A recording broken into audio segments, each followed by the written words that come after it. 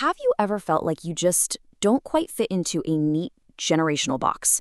Like you're caught between two completely different worlds?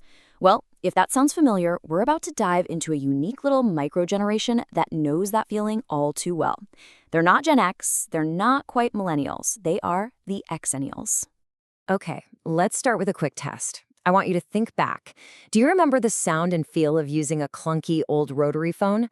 Now, fast forward. Do you also have a crystal clear memory of the buzz when the very first iPhone launched?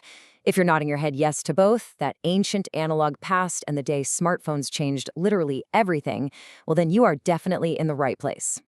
And this, right here, this is the core of the Xennial puzzle. They were just a little too young to have the full-on Gen X experience, navigating their careers in a totally analog world.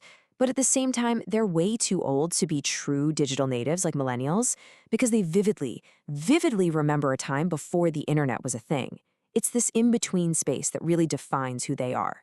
All right, so let's get a little more specific here. Let's put a real definition on what it means to be a Xennial. So there it is. A Xennial is someone from this very specific sliver of time, born right on the edge of two huge generations. And sociologists call them a microgeneration for a reason.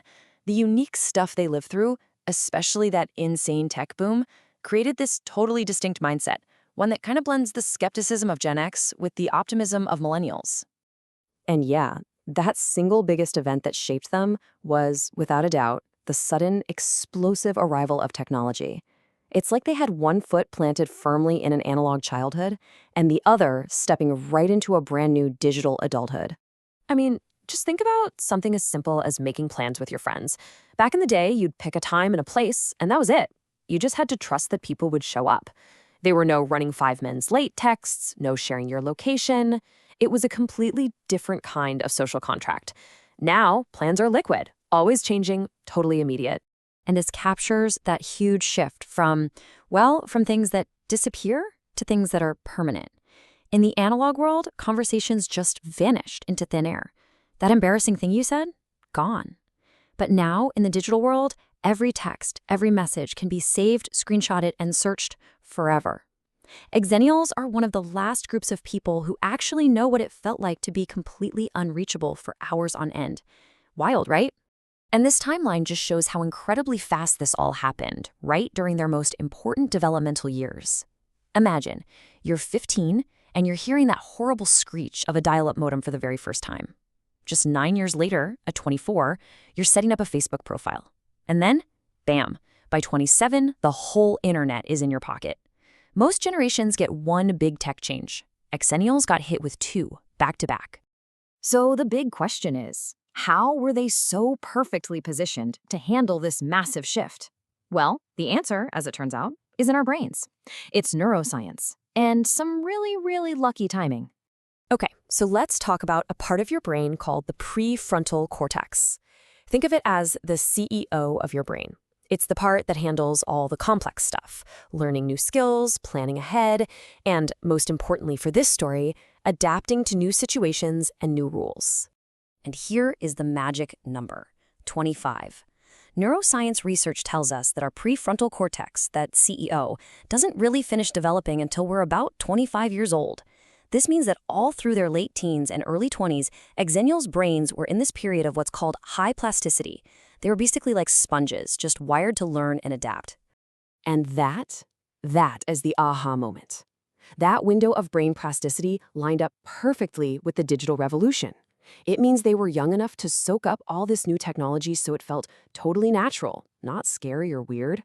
But crucially, they were also old enough to have these deep, real memories of the world that was disappearing right before their eyes. Now, living through an experience like that, it doesn't just make you adaptable. It leaves a mark. It leaves you with a very specific set of challenges and strengths, what we're going to call their scars and their superpowers. So let's talk about the big scar, the economy. Right when Xennials were supposed to be getting their feet under them, building careers, buying houses, the 2008 financial crisis just pulled the rug out. And research is really clear on this. Going through that kind of economic shock in your 20s and 30s has these lasting effects on how you think about money, risk, and just security for the rest of your life. But then you get the superpowers, which are pretty incredible. First, they're digitally bilingual. They're fluent in both worlds. They have a totally different take on privacy because they remember a time before your entire life was documented online. They are natural-born adapters, and maybe one of the most underrated superpowers. They are fluent in face-to-face conversation because they grew up without a smartphone to hide behind. So you take all of this, the analog past, the digital present, the scars, the superpowers, and it all builds up to this central idea of the Xennial Paradox. It's a mindset that can hold two ideas that seem to be complete opposites at the exact same time. So on one side, you have that Gen X influence, right? A healthy dose of skepticism, self-reliance born from a childhood without helicopter parents. But on the other side, you've got that millennial influence, this deep-seated optimism that came from seeing technology promise to connect the entire world. They really do remember what was lost in that transition, but man, do they appreciate what was gained. And here's the key. For them, this isn't some internal conflict. It's just their natural state of being. To be a Xennial is to be perfectly comfortable holding these contradictions. To be digital, but also analog. To be doubtful about big systems, but still really hopeful about people. And I think this quote from our research really just says it all perfectly. The ultimate lesson here is that you can navigate massive, world-changing events and still hold on to the core of who you are. You can adapt without being totally swept away by the new thing. And so this leaves us all with one final thought to chew on. In a world that feels like it's changing faster every single day, what can we learn from a generation whose entire identity was forged by living through one of the biggest transitions in human history? What is the real value of remembering the before while you're navigating the after? It's a pretty important question to think about.